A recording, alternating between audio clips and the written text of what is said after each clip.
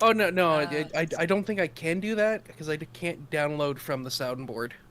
Oh, that's a shame. So I would need the original file. Yeah. Well, we I mean, should I be got the sound live. file, but a bit late. And Oh, like, okay. see. Oh, there it is. God, sorry, I'm fighting with my Okay, cats at I the see moment. This is very smooth today. Excellent smooth. Hello, everyone.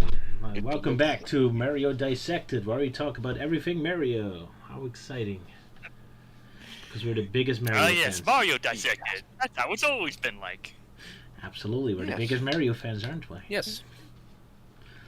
That's a great series. Yeah. Because, you know, And we I'm- marathoned Super Mario Brothers Super Show. Yeah, that was a good time. Oh Yeah. yeah. And we made all the YouTube poops Thank for it. Yeah.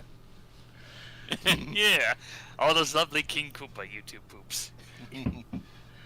Yeah, I still remember that one where he was just grumbling like stink towards his children for playing a game, which Oh, turned out to be Sonic. He was that offended by that.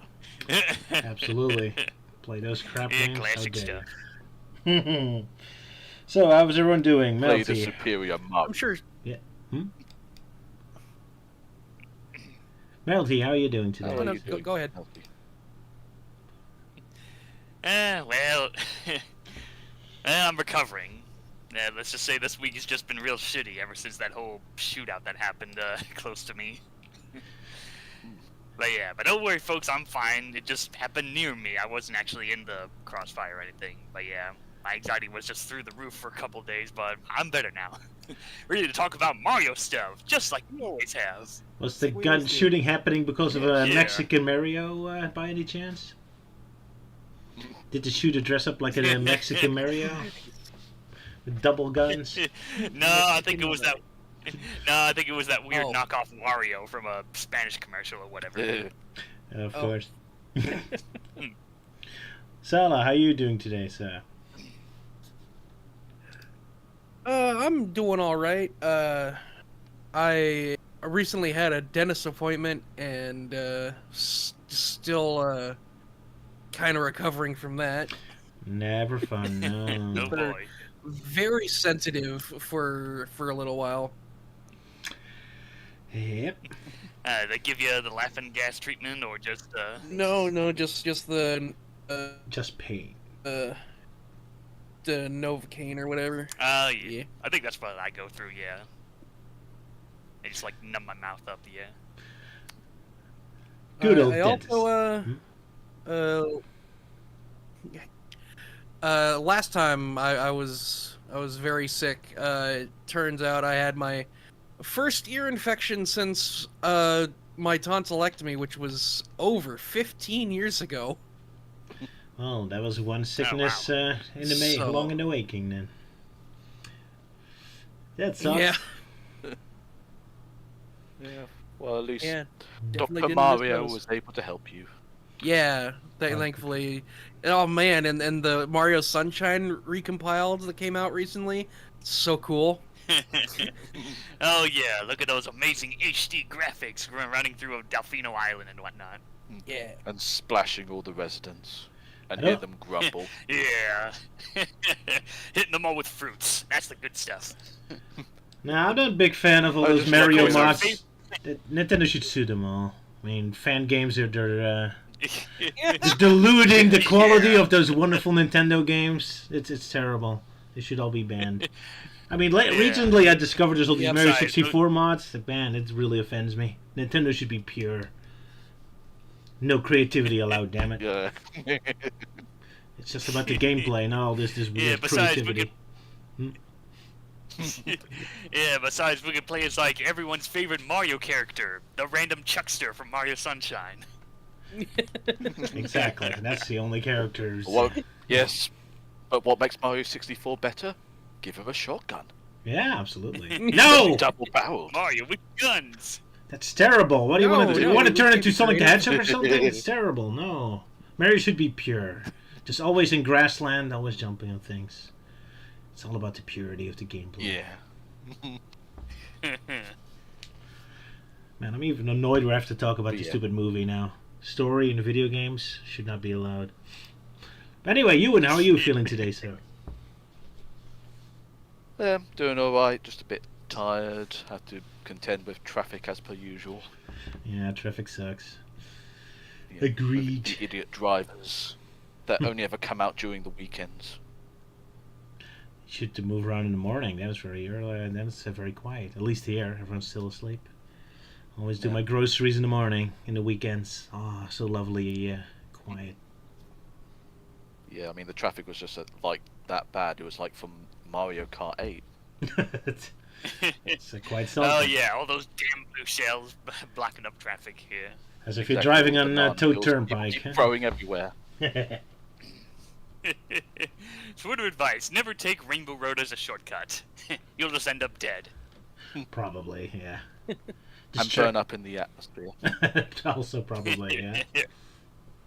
Yeah. Good times, good times. Anyway, yeah, Lisa and Luke aren't here today. They had more pressing things to do for some reason. I don't know what's more pressing than Super Mario, but there you have it. So it's just the four of us today. Even though Luke shows up in the Yeah. thumbnail because he cancelled later. Yeah. Yeah, he's just there and he just realizes, wait, I really shouldn't be here.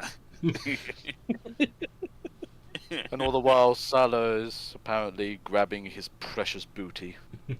That's why I was busy looking so cheerfully happy. I got the He's precious got that booty. ass. And Luke's just like, ugh. Bowser, It's just especially- capture me again, please. It's especially funny because you intentionally made that change after Sylvia made that joke, and I'm like, Yeah. oh, it looks like I'm actually grabbing the back of his knee. So you raised my arm up a bit. Well, she requested it, and I was like, alright, fine, I might as well. Well, we all know Luke is the thick one out of us. Well, he's the only one who could rock a dress better than any of us. Well, Melty, you're about to get a lot more thicker with all those Mario noodles in your bag. Yeah. Yeah. Oh yeah, but then again, maybe not as thick as Euan because it looks like he's carrying like a bag of hamburgers or something. Well, those are supposed to be the coins, but then again, I had to Oh, tone down. Oh, the- now I see it. Okay, Tone yeah. down, like, For the longest yeah, time, I thought yeah. those were hamburgers. I'm like, okay, why does he have hamburgers there?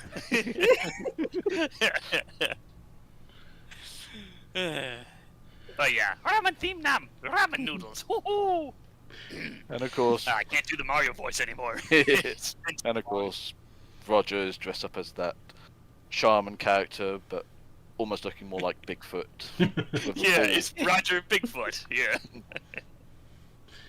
But even then, he's just kind of like annoyed by all this. He's just like, can you just curb and go so I can get a shave?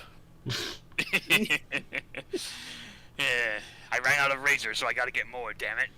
Get back to the gameplay, damn it. Indeed.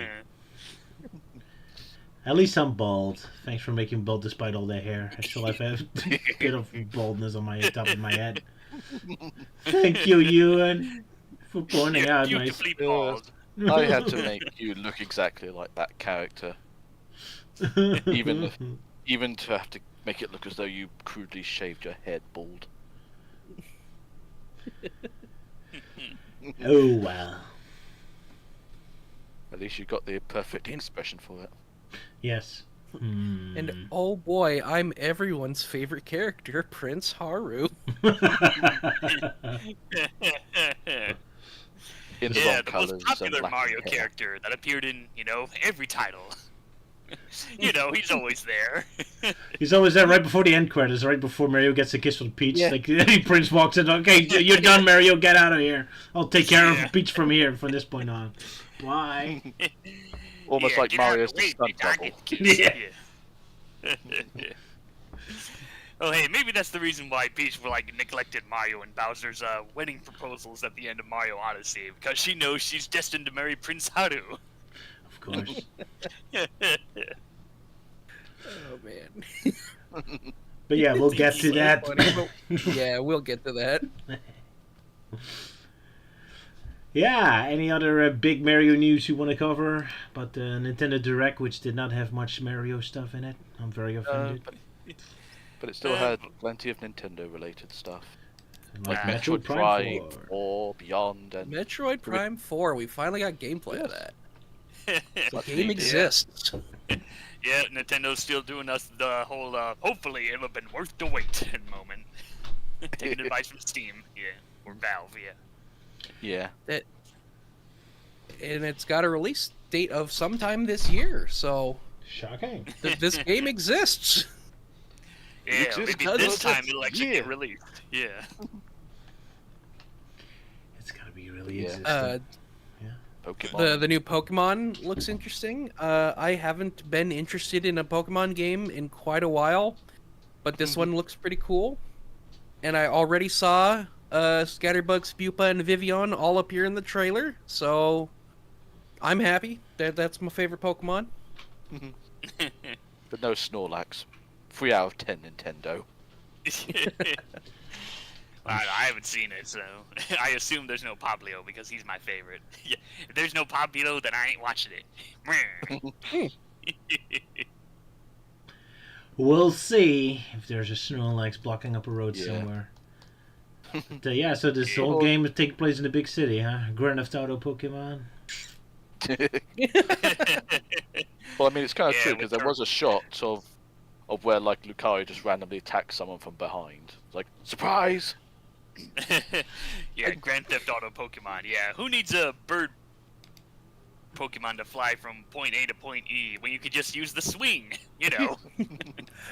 I Yeah, think one funny detail from the trailer is when they're talking about the wild areas. They're like, "Oh, here wild Pokemon live comfortably." It immediately follows up with a trainer just running up and catching it. Yeah, Not if I can help it! exactly. Just the trainer coming in so demonically whilst they're in their peaceful haven. Utana just starts throwing balls at them and they get Yeah. caught. It's like, And they laugh maniacally. Yeah. I gotta catch them all. Here Pokemon live peacefully in their natural habitat. We gotcha, bitch. Pew. Now go fight this Charizard, now! But I'm a grass type, no excuses. Oh my god! I need new Pokemon, though my previous one died. Don't know how. Yeah. Not the fault of my terrible Pokemon skills or anything. Nope. I'm a great trainer, trust me. I know what I'm doing. Yeah. God, yeah. This is the first time I've looked forward to a Pokemon game in many years. Yeah, not a big fan of the one in Spain or the one in Japan. Legends Arceus? I think so, yeah. It looked cool. It just didn't look cool enough. It was definitely like the best looking Pokemon game at the time. I But, always hated how yeah, the open I world just- looked like, to the generic. Wanted more Japan, Yeah. Japan-like. Supposed to take place in ancient Japan. Yeah, but this new one is like it's the best parts of Legends Arceus, but in a more interesting setting. Yeah, you love the big city setting.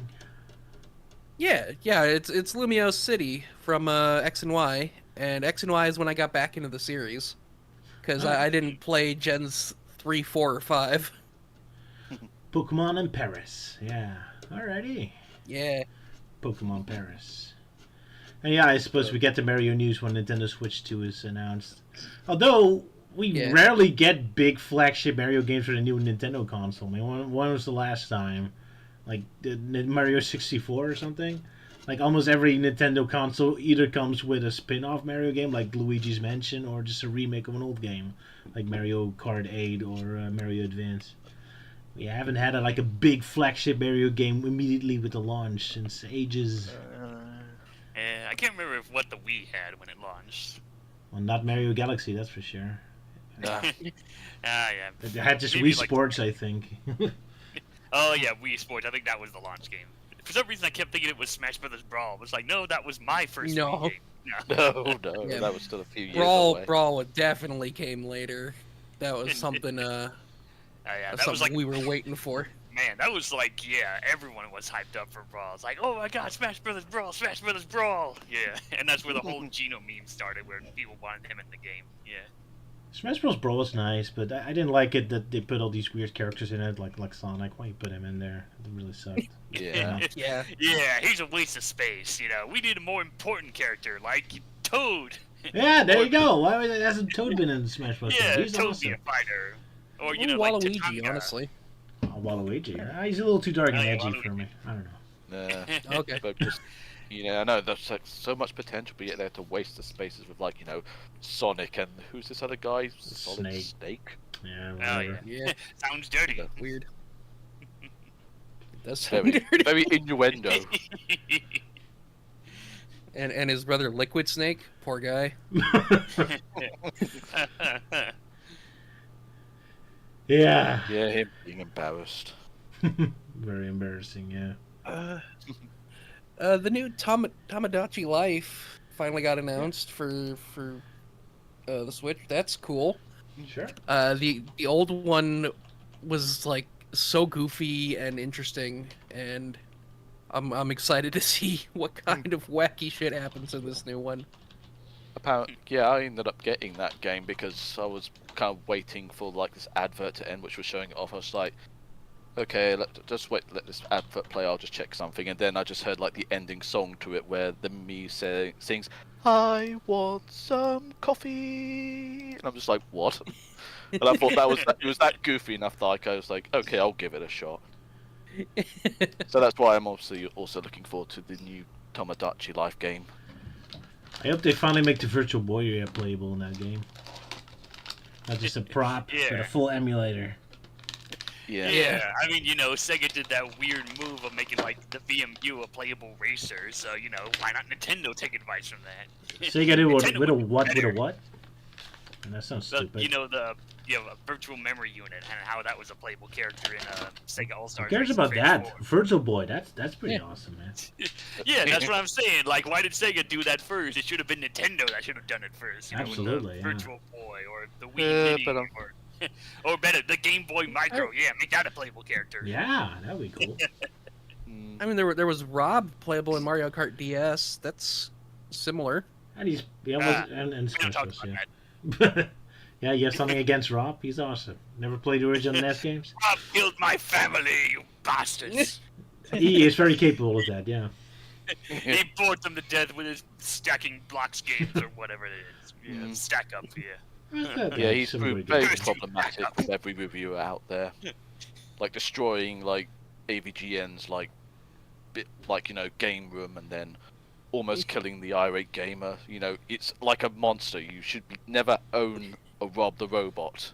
Not until you've fully insured your house. Because it will kill you if you're not careful. Apparently so. Still, I wish I had one. Oh well. Nah, I don't have space enough in my crappy apartment. Well, But, one thing I'm going to say back- though. Sorry, I was just going to briefly say, I'm sure a couple that I'm sure Roger wouldn't mind seeing in Tamagotchi Life would be George Bush and Tony Blair. Ooh, there we Basically, go. romantically Yeah. having dinner together. Well, at least There that, we go. that can be done. That's the magic of Mies, I suppose. You can put anyone in there you want. Oh man, that's fantastic. What was But that to say? back on the topic of Nintendo launch titles, we may or may not get a Mario game at launch, but they did announce the system with a Mario Kart, so Yeah.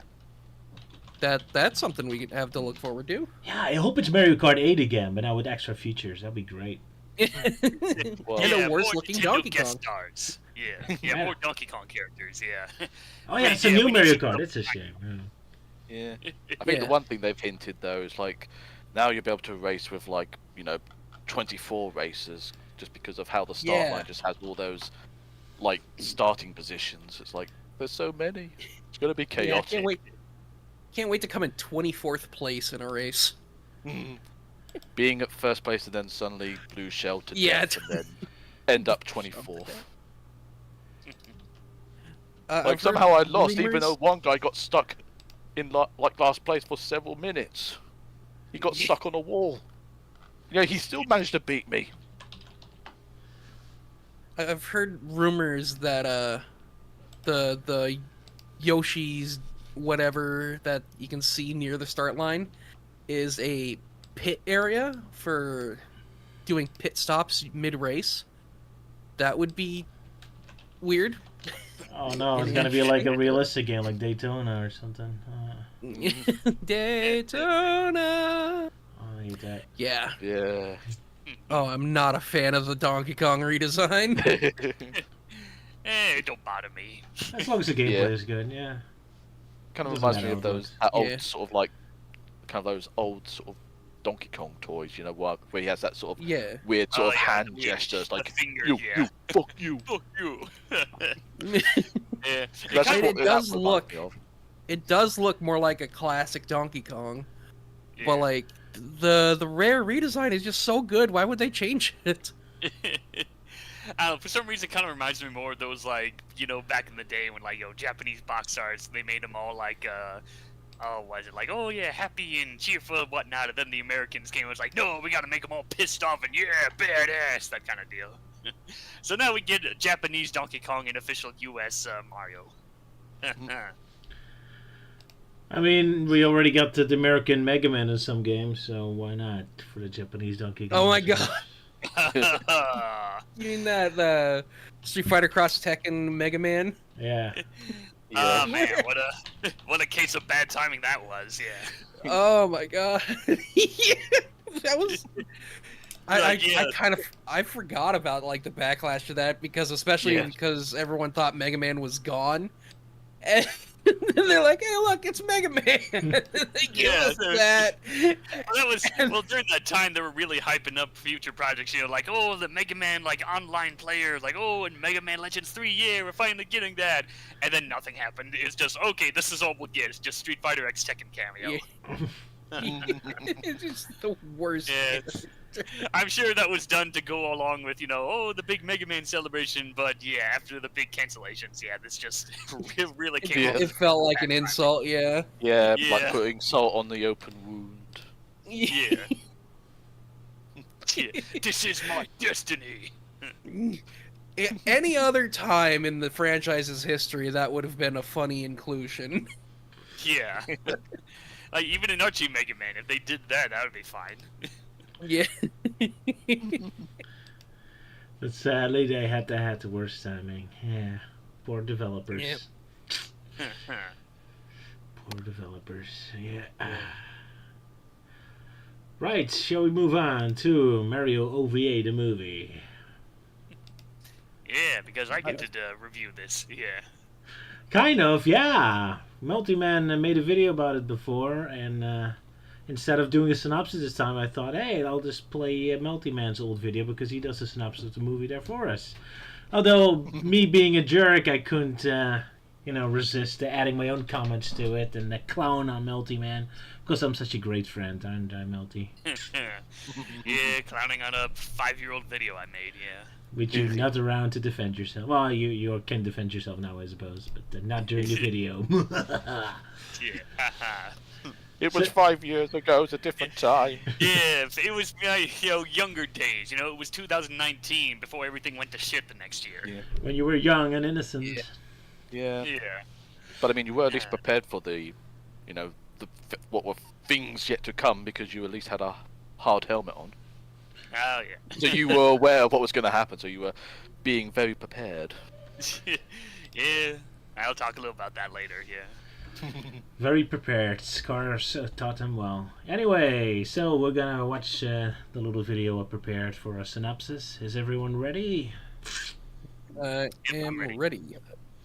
Alright, then I'll count us down with a 3, a 2, a 1, and go. Hey everyone, Meltingman234 here, and welcome to another episode of Dissected Alive with me, Roger, making fun of Meltingman's old videos. There's quite a lot of video game films we've had over the years, and they're usually considered to be terrible for a number of reasons, such as the lack of advertising resulting in a pitiful box office performance, But the most common complaint is how these films don't follow the source material right. And then there are films that haven't been made yet due to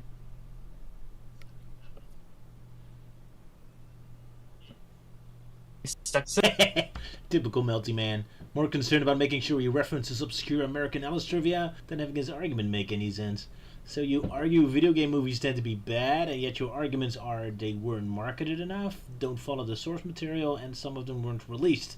Only one of those three is a valid argument, buddy. Who even judges a movie by the amount of marketing it receives? My review of the new Snow White. Wasn't marketed enough, 4 out of 10. Look, Melty, being a 2020 video, I'll let the Five Nights at Freddy's statement and lacking Sonic and New Mario movies slide since they weren't out at the time you made this video. But I do expect your arguments to make sense, damn it. This is Sonic Dissected! Video game movies aren't bad because 1 or 2 are stuck in development hell. If anything, you're reversing cause and effect there, buddy. It's finally that time to talk about that movie that I've been teasing about for months. And here it is, the Super Mario anime movie. Or its correct English translation would be Super Mario Bros. The Great Mission to Rescue Princess Peach. It was released exclusively in Japan on July of 1986, and is considered to be the first film adaptation of a video game franchise. So, how does this first film adaptation of a video game open up? By being very meta, as it shows Mario playing a video game on a Famicom/NES console. Later, his TV starts acting up and spits out a princess, who is revealed to be Princess Peach of the Mushroom Kingdom. But their time together is short-lived as Bowser, or King Koopa, also pops out of the TV and kidnaps Peach while leaving behind a jeweled necklace. Man, we've already had a few minutes in and it's a crazy introduction for a Super Mario Bros. Movie. Yeah, Peach being kidnapped by Bowser? Crazy! That said, I love it. You play the video games and it doesn't make any sense, but you can't question it because, hey, it's a video game. So you watch the movie, so you do get the explanation of how everything is meant to work. And then the movie is also, can't question it, video game.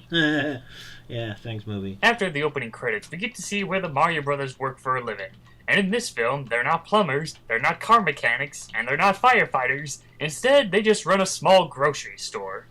Man, we always knew that the Mario Brothers were plumbers in America, but it seemed like Japan always loved to throw them around into all kinds of different job positions. So hey, maybe next time we'll be seeing the Mario Brothers running a barber shop, or maybe a Panchico machine arcade, or heck, maybe we'll see them running a Kit Kat bar store.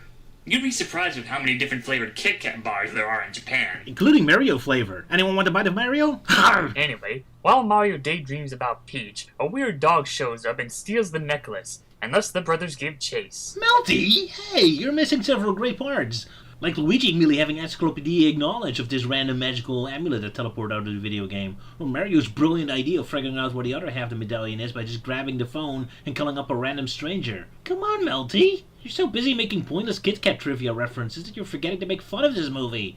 I'm very disappointed in you. They chase the dog inside a warp pipe which teleports them to the mysterious realm of the Mushroom Kingdom. They are greeted by an old hermit who tells them that they are the chosen ones to rescue Princess Peach, and the only way to defeat Bowser is by collecting the mushroom, the fire flower, and the power star. Oh, cool. I can collect a mushroom, flower, and star within 40 seconds of the first level. This is gonna be a short movie. And so the trio begin their quest to look for the 3 magical items, while Luigi spends most of the film being obsessed with digging for treasure and collecting gold coins. My favorite part is Luigi spotting a city in the distance, and without missing a beat, immediately like, yeah, Mama Luigi's eating good tonight, and beats the place up and robs it blind. So far, the film is pretty close to its source material, but then again, the Mario games don't rely on story that much. But even so, they managed to keep the simplicity of the games and somehow expanded it into a feature film, with some changes here and there, such as how Luigi is portrayed in this movie. Yeah, while the Mario Brothers have a little more personality in this film, Luigi is the most noticeable out of the change. Instead of wearing his white and green attire, like in the original NES game, his colors have been changed to yellow and blue. No idea why they did that. So you're saying Mario and Luigi's personality have greatly changed, such as that Luigi's wearing different pants now? Okay, Melty. But yeah, it seems Nintendo had a hard time remembering what colors the brothers' overalls were supposed to be in general. Man, I'm surprised you didn't bring up a million obscure examples to demonstrate that. While Mario is the standard hero determined to save the princess, Luigi can be quite aggressive at times, even when he's obsessed with money and wealth. Now keep in mind, the only source material they had to work with was the first NES Mario game. And several arcade games. Come on, Melty, don't let me out-obscure fact you. The characters didn't really have much personality back then, and Luigi was considered just the second player clone back in the day. It wouldn't be until years later when Nintendo would make Luigi an actual character by giving him his own personality, making him the kind-hearted scary cat we all know and love. I don't love him. Anyway, back to the movie. While they begin their mission, they are guided by some mischievous Goombas, which leads them to some crazy encounters. Luigi eating strange mushrooms, almost getting eaten by giant piranha plants, and being attacked by Lakitu and his giant Spinies. I did find it neat how Lakitu summons the Spinies by using certain weather conditions for this cloud. Including his kill all enemies and magically turn everything into a happy flower garden snow. While this is going on, Bowser is preparing the wedding for him and Peach, and tries to cheer her up by transforming into random Japanese creatures. Peach later tricks him into transforming into a teddy bear, which he proceeds to lock up in a box, but even that's not enough to hold down the King of the Koopas.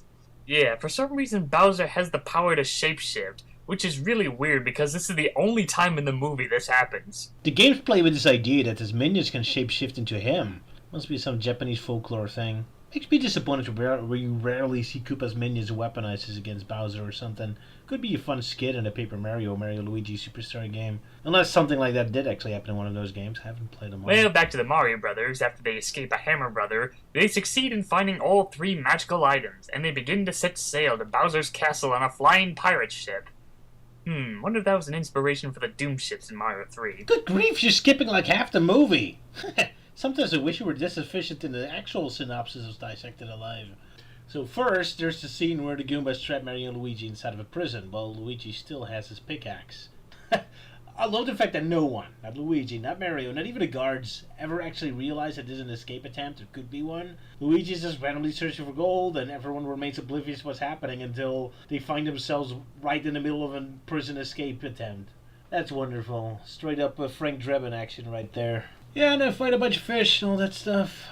And of course have the ship flying by blowing into the mast, despite the ship falling apart and being completely rotten and sunken and everything. Now I love to see the flying ships from the other games also being propelled by Koopas just blowing very hard. That'd be fun. They make it to the castle, chase after Bowser, and with the help of the power-up items, Mario manages to finish him off by grabbing him by the tail, swinging him around and throwing him out. Yeah, just like in Super Mario 64. After this, Peach is restored to the Mushroom Kingdom, now that Bowser is defeated. And it's also revealed that the dog is actually Prince Haru, Peach's future husband, as she can only marry someone with the same jewel pendant. A very dumb law, but it's a fantasy film and all that. Yeah, Mario goes through all the trouble to rescue her from Bowser, and yet he doesn't get the girl in the end. Oh well, at least he's happy that she's happy. At least this Peach is upfront about it and doesn't just wave him off with cake baking. Still, I love what a manipulative bitch Peach is in this anime. Like, deliberately repeating Mario's name over and over at the start when being kidnapped, outright forcing this random stranger to feel personal responsible for her rescue. Also notice Mario never introduced himself to her. I guess he knew his name from the prophecy. Yet she happily encourages him to fight a giant Bowser, being completely apathetic about wherever he even has the ability to fight back. Yeah, random civilian, go fight this giant monster. Huh. So you learn from the prophecy what Mario's name is, but you conveniently forgot he wasn't meant to have the 3 magical items first, eh? And later she learns Mario has been imprisoned, and she spends 0 thoughts about her getting an innocent bystander in prison on her behalf. She just feels sorry for herself. Oh man, if you look underneath her cutesy lovely girl facade and actually pay attention to her actual behavior, phew! Ooh, you're better off without her, Mario, my man. Let that random prince guy keep rescuing her from Bowser over and over. Trust me. And then the movie ends with the Mario Brothers heading back home, as well as a humorous after the credits scene where it's revealed that Bowser and his minions now work at the Mario Brothers grocery store. I feel cheated we never get a conversation that Mario had with Bowser to even get him to assist with his grocery store. That must have been a very interesting conversation they had. Not to mention, it also has some self-promotion. And by promotion, I mean there are at least 2 scenes where it shows Mario eating some Mario-themed ramen noodles. The funniest one happens when Mario's about to use all the power-ups to fight Bowser, and then one of them magically appears and Mario's like, "Oh boy, Mario-themed ramen noodles, hoo-hoo!" But other than that, I found this film to be entertaining. Damn it, Meltingman, you missed the funniest part! The best part of the second ramen sequence is that it randomly pops up right before Mario activates the final power-up. So while he's eating the ramen noodles, the star bounces away and Mario almost fucks up the entire rescue, and Bowser seemingly crushes him to death. Now that's a sponsor ad I can get behind. When it nearly gets the hero killed and the day ruined. Oh no, everyone is dead. So eat Mario ramen, kids! Mario flavored. In fact, Bowser stomping Mario to death is how they got his flavor into the noodles. So this is Meltingman 234 signing out. Yep, back to the stream in progress.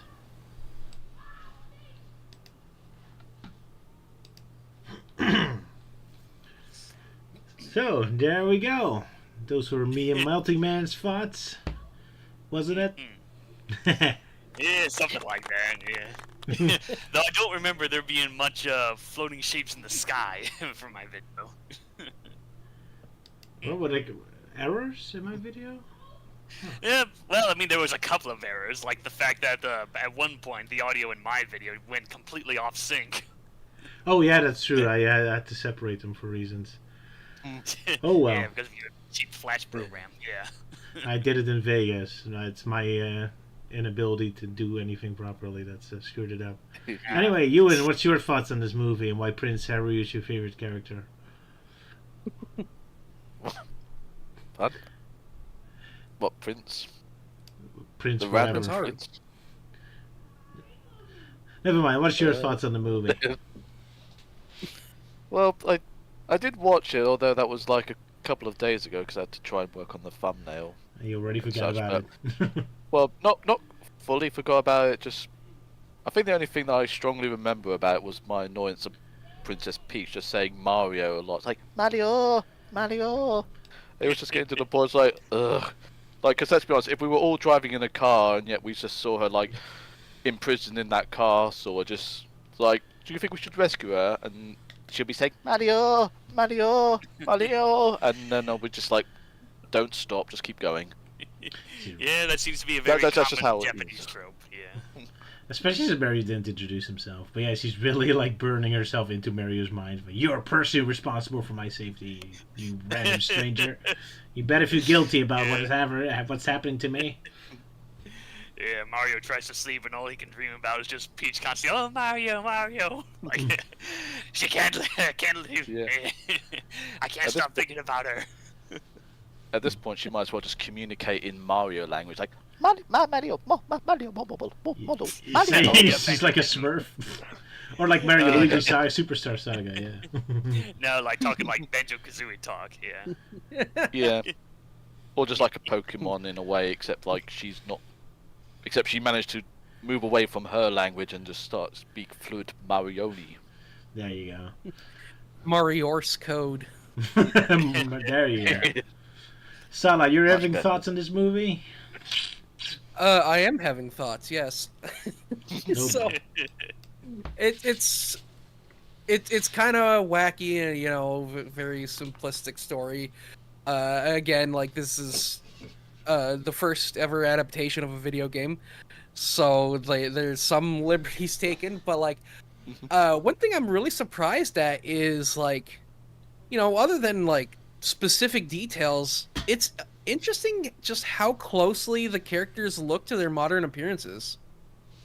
Like, Mario has like the big round nose and the mustache, and he's got the unique shaped hat.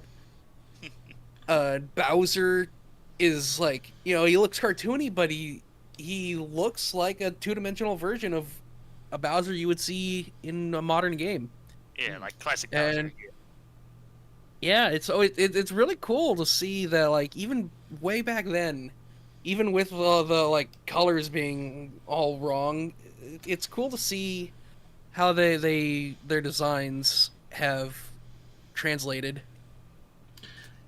Except for the Koopas, I guess. The Koopas look weird. Yeah. It definitely looks more like the old American artwork you'd see in like Nintendo magazines. Yeah. Oh well. Well, yeah, this film is pretty special because I've kind of found out, like, oh yeah, it's one of those early films, but then I found out, like, oh yeah, I mean, not only is this the first Mario film, but it's also the very first movie based on a video game. And this was from the 80s, so this was, like, way back then, so... But yeah, it's the Mario film. I still like it. It's entertaining. It's surprisingly not that long. It's like roughly an hour long. But yeah, it's interesting with using the power-ups and everything. And Luigi hadn't quite finalized on the character. He was just the player too. But then they make him like, oh yeah, it's a very greedy Luigi, but yet it's a pretty hilarious Luigi. And so yeah, it's that, and yeah, it's quite surprising how like a lot of stuff that happens in the film would end up being used in Mario stuff, like the whole flying ship and swinging Bowser around the tail and other details. Yeah, they got a lot of staples right.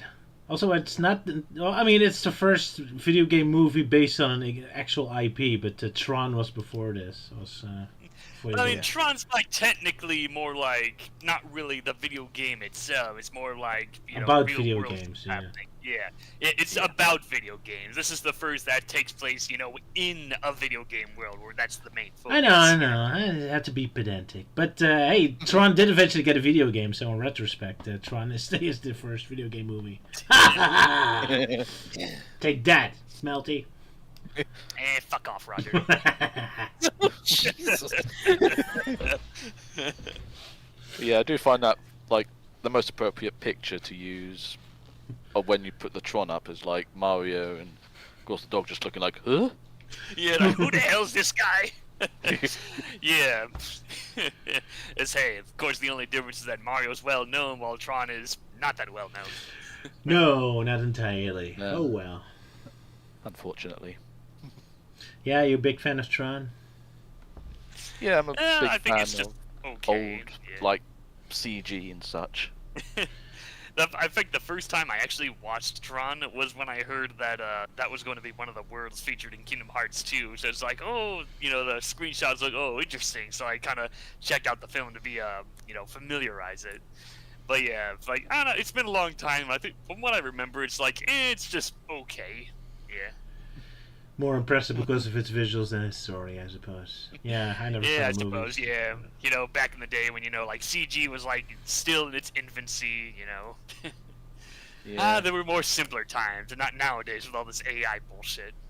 And to think back then with Tron, like they weren't allowed to receive an award, an Academy Award, I think, because they cheated by using computers. How Oh, yeah, dare they're you. being snubbed off, yeah. And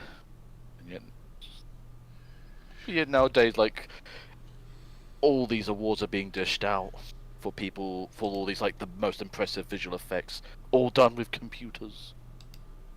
And yet Tron got nothing. Very sad. Poor Tron.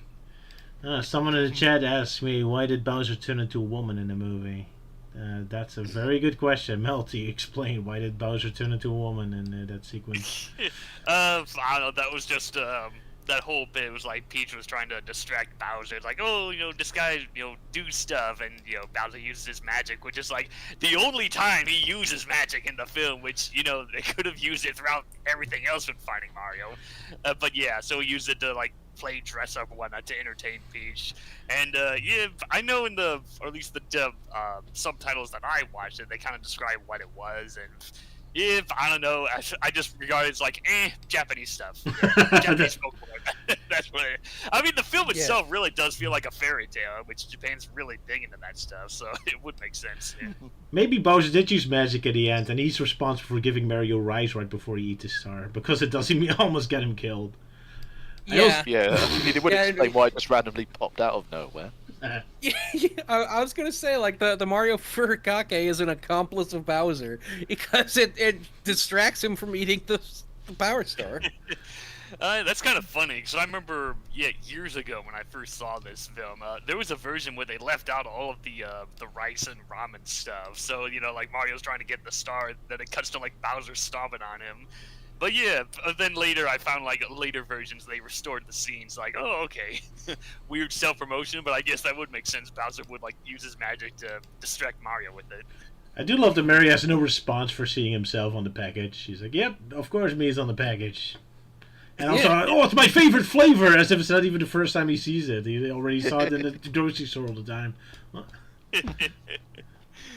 Yeah. Also, Also, I like that Mario apparently keeps all the power-ups just in his pants. No, not in his pocket, in his pants. He just shoves them down his overall. Well, I mean, in some shots, there's like a little pouch thing on the front, like, you know, how some spinners do. But yeah, most of the time it's always just drawn plain, so it's like, sure, he pulls them right out of his ass. Nah, out of his crotch. The prison technique. Yeah. Because who would dare look down there? Yeah. So yeah, there's the pouch thing. Yeah. Okay, yeah. Yeah. I guess sometimes they just accidentally colored the top of it blue. So it's just that. animation there. So it's just that expression of like Mario when he just eats the mushroom. It's like, It's like this film was predicting the Illumination film where Mario has a sickness to mushroom. like the mushroom's only just barely touched his tongue and he's already high. Yeah. Hey, I found another mushroom. Oh no. The poison mushroom. No, I was making a penis joke. Oh. I was making a Mario Brothers 2 reference. Yeah. Elisa's not amused, and she's not even here. Yeah. She can just hear And I you. think I'm the one that's not doing it. Yeah. That's all Sala's fault. Yeah. Yeah. But yeah, speaking of the mushroom bit, like, it's kind of surprising how this film, like, actually predates a lot of stuff that, some stuff that would happen in the Illumination film. Like, you know, mostly the whole bit with Bowser being a complete simp for Peach. It's like, yeah, that's pretty much what happens in the Illumination film. Pretty much, yeah. And also both of them involve Mario and Luigi working in like the real world and then going down a mysterious pipe. Yeah, they had that Kingdom. similar transition. Yeah. The Super Show also did that. I guess that's just a standard explanation, I suppose. Fair enough. Also, I love the I shot like of. Sorry, go ahead. Yeah. I like that the while we're on these screens, I like that the prophecy like that the old man was telling them about specifically states that Mario and Luigi's mustaches are cute. Oh. Yeah. Yeah, very cute mustaches. I love how they do a happy dance while he's only telling all these horrific stories.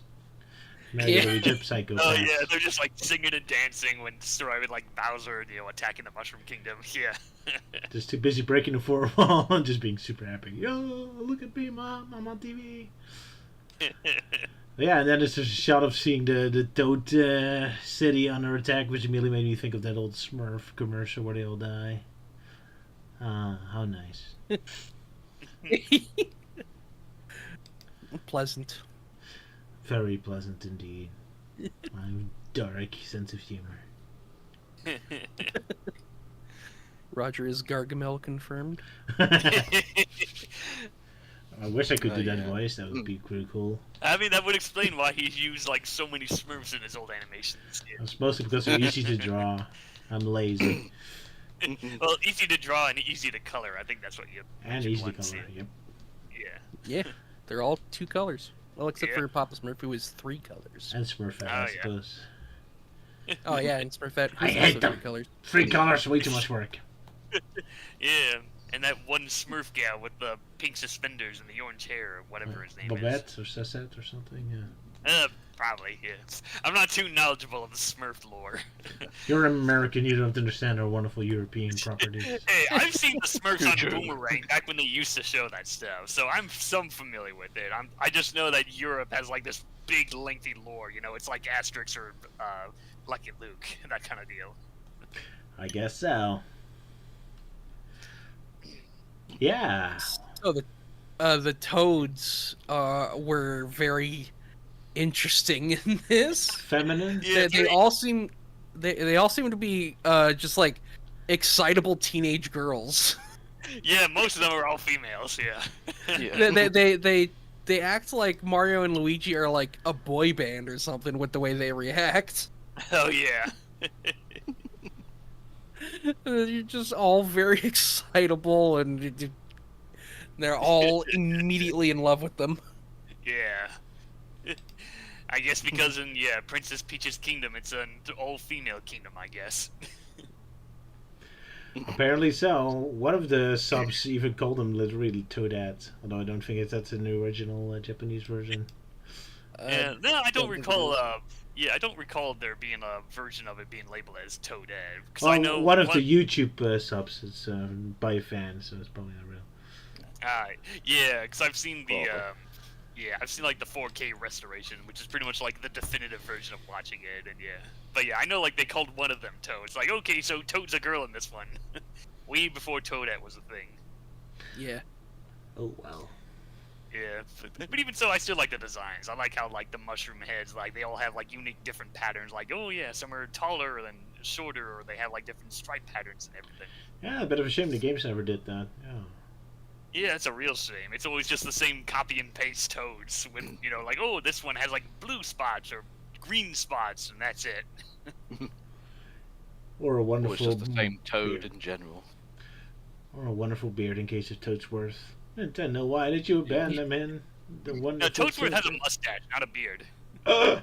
What a terrible Mario fan I am. I got my facts wrong. I'm Yeah, ashamed. I need to leave the chat. I'm sorry. I failed. Yes, you should go away right now, Roger. Thinking I would have a beard. Honestly. Sorry, because of the Toadettes, I was still thinking of the Smurfs. I was thinking of Papa Smurf, Oh. Papa Toad. Interestingly, in Japanese there is not a distinction between mustache and beard.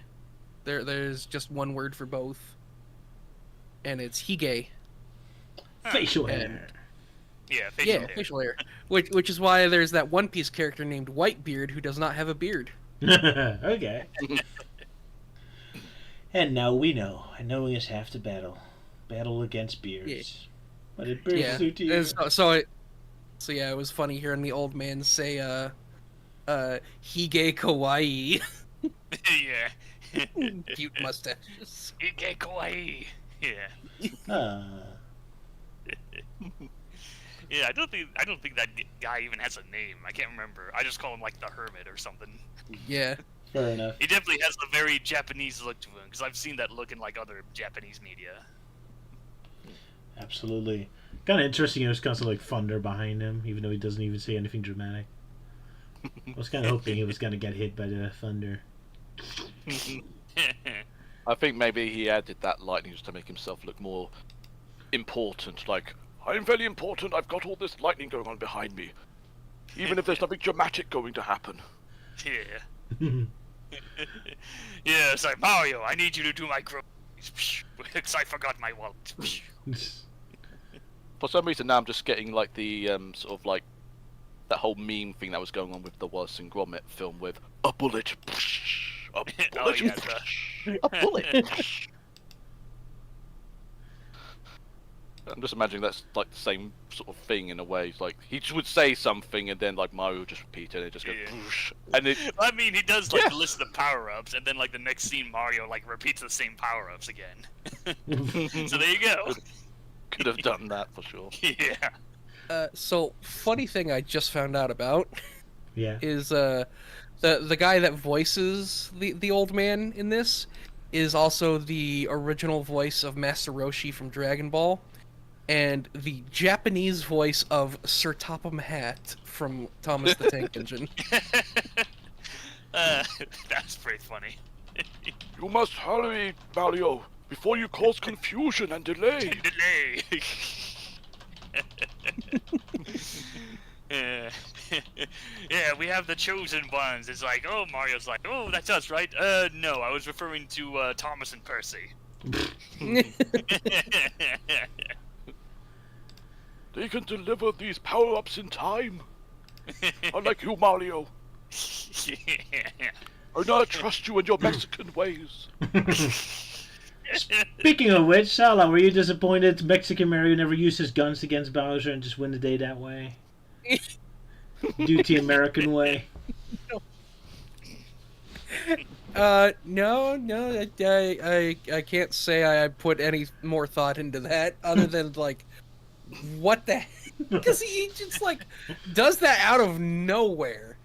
Yeah. He like suddenly changes costumes and he's shirtless and all that. Yeah.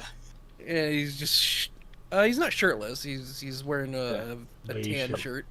a vest. Sort of. Will always look more shirtless to me. Yeah. Yeah, but he's just like shooting guns all over the place while making a weird Japanese pun. Is Yeah. it was very confusing.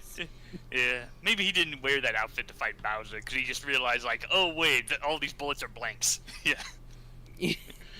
Blanks can still hurt. Yeah. Yeah, they can kill you from point blank. Yeah. Point blank. Da-da-da-da-da-da. But just imagine like him actually using those guns against Bowser. But yeah, it'll just be like the gun that Frogman had in the Evil Dog and the Princess of Pure Hearts, where he just fires his revolver and it just ricochets off like Ruben's head. It's like, can you tell me the road to Edinburgh? Ding! Thank you. Classic videos. Yeah, what else to say about this great movie? I love the fact that Luigi keeps saving the day by being greedy. He's not even doing it by helping. He's just, yeah, money, money, money, and then he accidentally gets them out of prison or accidentally stops the lava. He keeps saving the day completely by accident. Remember, kids, being greedy is good. It saves the day. Yeah, it's like, yeah, this interpretation of Luigi is quite different when, compared to how we usually see him. Yeah. I can totally see modern Luigi still be. Oh well, then there's more Wario, which were greedy. Never mind. Yeah, it's definitely a lot more Wario, because Yeah. But hey, that could be an inspiration for Wario. Yeah, the yellow shirt. Because, Luigi's wearing yellow for some reason in this movie. It's Wario Which, Luigi combined. Oh no. Yeah, I still don't quite get what was the deal with giving Luigi like blue and yellow in this movie when he had like at least white and green in the game, at least in the first game. Yeah. I guess they weren't quite clear on that. Kind of funny since all the other designs seem to be finalized quite far, but I guess Luigi's colors weren't set in stone yet. Because when I did look on the other marketing around the time, like you do see their colors all over the place, so there clearly wasn't like a clear rule yet. Yeah. And even so, they were kind of back and forth with Mario's colors, because, like, for a while it was a mixture of he has red overalls and blue shirt, and then it would go, like, the other way around, which, of course, nowadays the latter is more of the norm. Yep. So they weren't clear on the colors, that's for sure, for a while. Yep. Oh well. Still looks good on Luigi. Good enough to be in Smash Bros. So there you go. It's still canon. Yeah. Yeah, possible reference, yeah. How nice. He's just one of those shocking rare cartoon characters who has multiple clothes to wear. Yeah. Yeah, before they eventually decided by Super Mario Brothers 2, aka Super Mario Brothers 2 USA. Oh, yeah. AKA Doki Doki Panic, before Meltingman says it. I wasn't saying it. No obscure reference Nope, for you? mine. Shocking. You know what day this is. Or at least the day this is supposed to stream. Little early, but yeah, April Fools. Yeah. The one day Melty doesn't make. But it's not April. Yeah, it's not April, and we're just like, hey, shut up. Oh well, I've seen more April Fool jokes already. Like our theme park Efteling had one, and Sonic Paradox uploaded one that had Luke participating in it even. Wow. Yeah. Yeah, then I'll be making an April Fool's video, but of course, unlike them, I'll actually post it on the exact day. Good boy. We're looking forward to it. To poke fun at. Exactly. And you have April Fool plans? Not really. Kind of tease your Nothing parents planned. setting up the barbecue, and then you just give them a shoe sole. What, a sous shoal disguised as steak? Yes. Will they Well, appreciate the wonderful joke? Not really. They'll probably just disown me. Ooh, then better not do it. Yeah. Like, how dare you feed us, souls. And not like the spiritual soul, but like shoe soles. If they're spiritual souls, then they'll be very happy with you because they're secretly vampires. What am I saying? My apologies. I am taking that too far. Let's talk about what a lame prince Prince Harry is. Oh yeah. What do you mean? Prince He's Harry. great. He's the hottest Mario character ever. Yeah. We want him in Yeah, Smash I Bros. love now. Yeah. I, mean, look at I that love a 60 character who comes out of nowhere to cockblock the main protagonist. Yeah. Peach just really loves his tiny button nose. Yeah. There you go. Like, see, what's with the nose that he has? It's just like so small and like so perfectly rounded. Yeah. It's like a button. Yeah. Push the button. Push the button and he transforms back into a dog. Yeah. That's probably what Mario should have done. It's like, I am going to marry my beloved Princess Peach. Oh, no, you don't. Beep. No, boobs, my only weakness. Would be funny if you saw like a banquet at the end and he's still eating like a dog out of like a little dog bowl. He hasn't been completely cured yet. But alas, Mario doesn't get a banquet. He's immediately sent home. Like, okay, you say he does, so get out of here, you freeloader. Yeah, it's like, oh, someone's got to mind the store. Poor Mario. Such a weird and random plot. Fairy tales, yeah, I guess. Yeah, it's very fairy tale. Yeah. I have seen someone make a good argument for his inclusion, in that Haru is there to prove the contrast between Mario and Bowser, whereas like Bowser is like they both have a crush on Peach, but like Bowser is trying to force her to marry him, whereas Mario is just happy that like she is happy, so and he like accepts it and moves on. It's still a stupid plot twist though. Yeah. It is. Yeah. So yeah, moral of the story, don't be a simp. Yeah. And it's so funny how like Haru and Peach have just met and they're already acting like a married couple. They're just like holding hands and snuggling against each other. Yeah, it's because that whole, my true love is like the one who's like wears the same pendant as the one I have, blah. It's like, yeah, very fairy tale-ish. Yeah. Oh, but come on, I saved you. It kind of reminds me of a similar plot twist in Howl's Moving Castle, where the scarecrow that had been following Sophie the entire movie turned out to be a prince from another land, and only the kiss of his true love could turn him back to normal.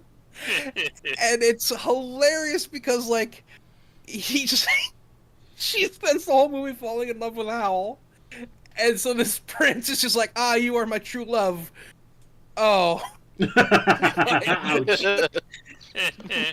Oh, and it's the scarecrow. Well, I just hope he has brains. No,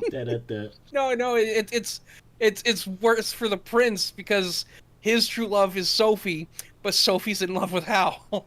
The love triangle. So it's a reverse Haru situation. That'll teach him. But yeah, Howl's Moving Castle is very interesting. Yeah, it feels like the whole story is just falling apart by the end. But that's the story of a different time, I guess. Back to this Speaking movie. of things, speaking of things just falling apart. Like, I love Peach has no reaction when Haru shows up. Like, Mario and Luigi look shocked. She just stands there like, okay, that happens.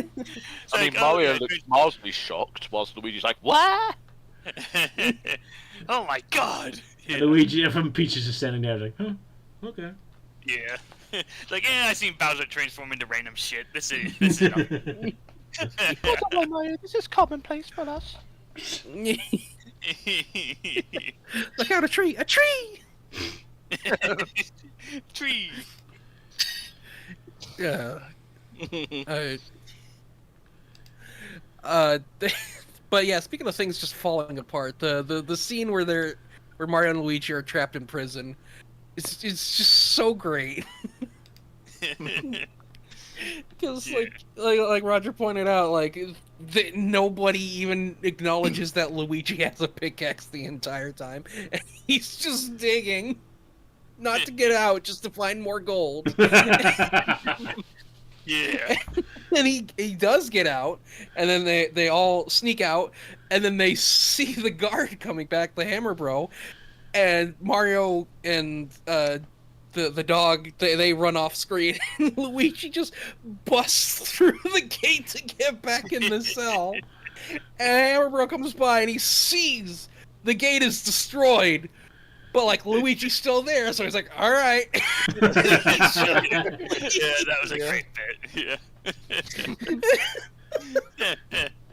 It's like every single time you want to point out a plot hole, the movie just saying, "Oh, you think that was a plot hole? Let's make it 10 times worse, better." Just keep adding to it. That's a wonderful bit of cartoon logic. Yeah, I love it. Maybe it's like with Monty Python in a way, like he was told, like, make sure none of them leave, and just because Luigi was there, it's like, oh, he's still there, so I've got to get those other two, and just runs off. It is very much Monty Python logic. Yeah. I love how to break that whole scene like 100 times different ways. Yeah, that was wonderful. It's so funny. As well as how Mario just like reacts when he realizes he's kissing the Hammer Bro. It's like, Yeah. There's quite a few scenes in this that were pretty hilarious. One of them was like when Mario gets kidnapped by the paratrooper, and then it's taken to her nest, and so he just starts pretending to be one of the chicks. Yeah. And, like they just accept that, and like the paratrooper comes back with Luigi, and Mario pretends to test Luigi, and pretends to have an upset stomach so that they won't eat him. Yeah. He like convinces his siblings that they need to ask for Hamburg steak. Flies off to go get some, and then like Mario and Luigi end up falling out of the nest, and the paratroopers chicks they try so hard to save them, and then like but as soon as they hit the ground, they're just like, yeah, forget it. These guys, and they go back to the nest. Yeah, it's like, this ain't worth it. Yeah. They deserve to die anyway. Good stuff, yeah. And then they're just best friends, and the paratroopers like waving them goodbye. Now they're best friends. Oh, yeah. Yeah, goodbye. Yeah.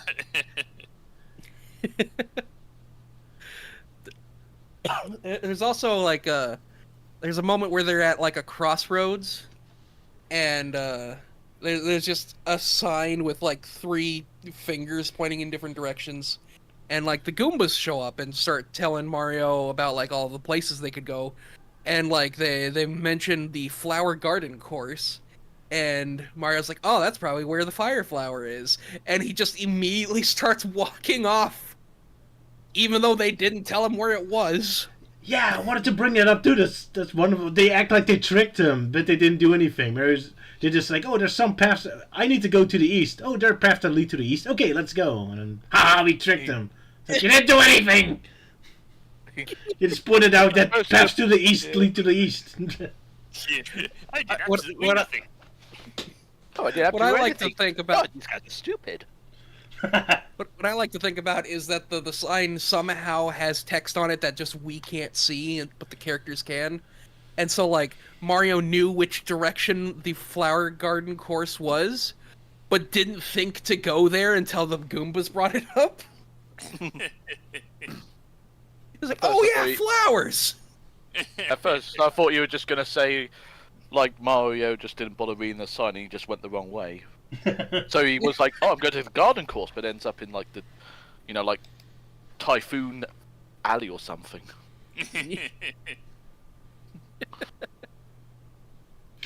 Good stuff. It's very surreal. It definitely is. As well as some would say the cursed image of like gigantic Mario. Just how like he's been drawn. It's like very almost ill proportioned in a way. Yeah. It's supposed to be like a dramatic shot. Yeah, it's like a panning up shot, but when you piece it all together, it's like, yeah, it's a weird looking Mario there. To me, it just looks as though like Mario's face was just like literally just plastered on it, considering how the rest of his body just looks so like misty. Yeah. I mean, It the does head look looks so Photoshop. tiny compared to the body. Yeah. It does look tacked on now that you mention it. Because Maybe none they of just, that like, background mist is in front of it, yeah. Yeah. Maybe they just like traced over a macho guy from like a previous anime and just plastered Mario's head on it. Like, okay, we're gonna do it. Oh, make sure we, give him clothes, and oh yeah, we gotta add the cute mustache. Yeah. The cute mustache. Just trace a little Kawaii. picture from Fist of the North Star guy or something, yeah. Yeah. There we go. Oh my god. Yeah, good stuff. Oh, and the last joke that really made me laugh in this movie was towards the end, when Luigi and Mario and the dog are approaching Bowser's castle, and and like the wedding's about to start, but like Mario says, "Wait, wasn't the wedding supposed to happen on a full moon?" And the moon's just like, "Oh right, yeah." Yeah. Yeah, June goes from yellow to red all of a sudden. Yeah. When he realized it's supposed to be fall, it's like, "Oh my bad." Oh yeah, moon with the face. Yeah, I wonder if that was the inspiration for Mario Land 2 with the space world. Wouldn't be surprised. The movie Even predicted the- so even much the from Sun and Mario. Moon. Yeah, because even the Sun and Moon have something against Mario. Yep, they definitely do. Oh my god. I remember a long time ago, the Nostalgia Critic reacted to this, or did a review of this, and he didn't actually get one of the jokes, which was weird. It was like when Peach says like, "Oh, I'm destined to marry the person who has the other brooch," and Mario looks at Luigi and says, "Hey, don't we have one of these?" Luigi says no, and Nostalgia Critic didn't get the joke. He's like, "Well, that was a waste of time." Oh yeah, I remember with that video was kind of the reason why it took me a while back then to do a Forgotten Media episode. He's like, "Oh crap, Nostalgia Critic dude." It's like, "Okay, I'll try and do my version." So I avoided it so long, and then after I finished the video, I watched it. I was like, "Oh good, I don't have to change anything." Because he watched a fan-made dub of the version. I watched the original with like English subtitles. Indeed. But yeah, quite happens a few times. The Nostalgia Critic doesn't get it. But then again, I'm guilty of that myself, so I shouldn't say anything. It happens. It happens. Yeah. Naturally. But hey, at least in this film, we actually know what Bowser's father looks like, even if it's just this one movie. Was that a priest? Oh, Was that his father? Yeah, the I don't think that was priest, his. I don't think that was his literal father. Nah. I thought it was like a That's religious weird, 'cause, father. like, yeah. Yeah, Yeah. religious father, like Oh yeah, Father maybe. Yeah. I just kind of saw the text. It's like, oh, this guy. Oh, father. It's like, oh, okay, this guy's his father. Okay. Ted. A very religious Bowser. Yeah. Very Well, you got to have religious. someone very religious to basically marry, like a king and a princess.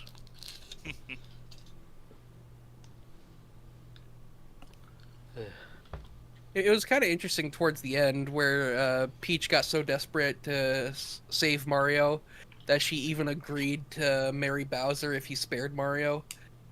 And Bowser didn't. He's like, I would love to, but no, he's too dangerous right now. Yeah, he's consumed half of the power up, so I gotta kill him before he eats the last one. Yeah. Yeah. Nom, nom, nom. Hey, who's eating chips? Yeah. Yeah. I think it's Roger. Yeah, Roger sorry, having a funny snack? joke. I think he just keeps seeing Mario eating all those like noodles and rice in his own brand image, so he got Roger hungry. So he had to eat Roger's crisps Roger's Roger Chris. Crisps. with the taste of Roger. Ew. taste of the Dutch. The Dutch. That's not much better.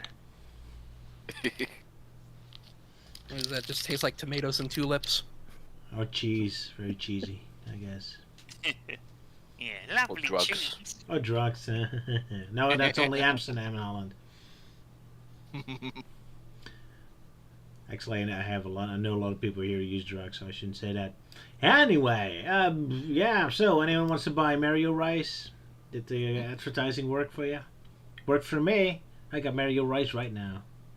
Mario crisps. Yeah, I did actually look into Mario Furikake, and I couldn't find any. But you know, it was just kind of a cursory search. I didn't like deep dive into it. I imagine it's probably not available anywhere, and if it is, it's probably like expired and very expensive. Yeah, it expired like 30 years ago. Yeah, it just tastes like rotting dust. Yeah. I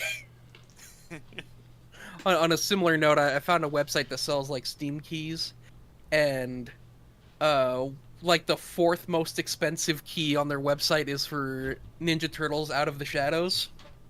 It's like $960. Whoa. I would imagine it would be like Poker Night of the Inventory or some other Steam game that's no longer on there. I mean, it Out of the Shadows is no longer on Steam. They delisted it pretty quick after everyone but me hated it. That explains it. Yeah, with how short-lived it is.